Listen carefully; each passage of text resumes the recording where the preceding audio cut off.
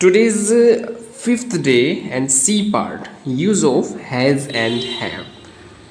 So English speaking में हमें ये रूल्स भी पता होने चाहिए कि कहाँ पर हमें हैज़ का यूज़ करना है और कहाँ पर हैव का यूज़ करना है.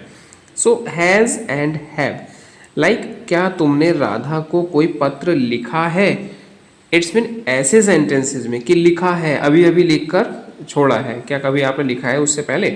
तो अगर यस में बोलेंगे तो यस, नो में बोलेंगे तो नो. जैसे क्या तुमने राधा को कोई पत्र लिखा है, तो ऐसे सेंटेंस को कैसे बनाएंगे? Have you. It's mean singular के साथ हम हैज़ का यूज़ करते हैं एंड प्लूरल के साथ हम हैव का यूज़ करते हैं.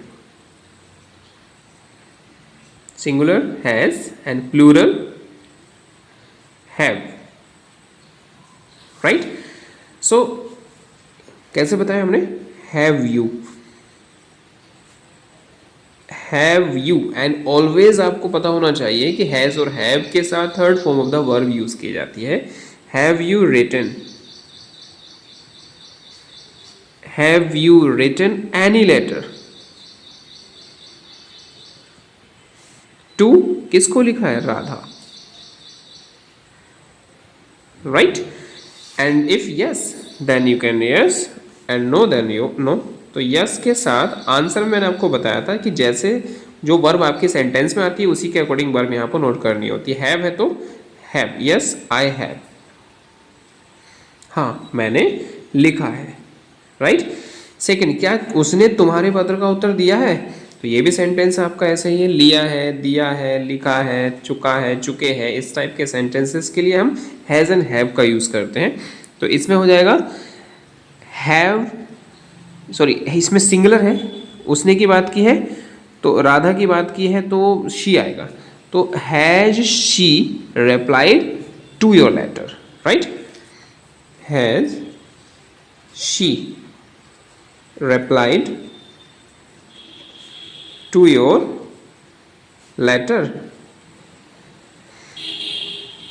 क्या उसने तुम्हारे पत्र का उत्तर दिया है?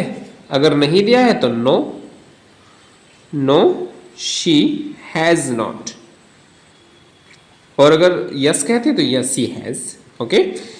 एंड क्या तुमने खाना खा लिया है? क्या तुमने पढ़ाई कर ली है? क्या तुमने अपना वर्क कंप्लीट कर लिया है? क्या तुम पढ़ चुके हो? इस टाइप के सेंटेंसेस को हम इस टाइप से बनाते हैं. क्या तुमने खाना खा लिया है?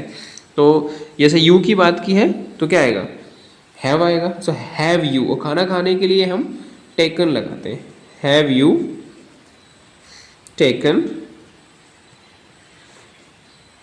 फूड, या मील भी कह सकते हैं. Have you taken your meal.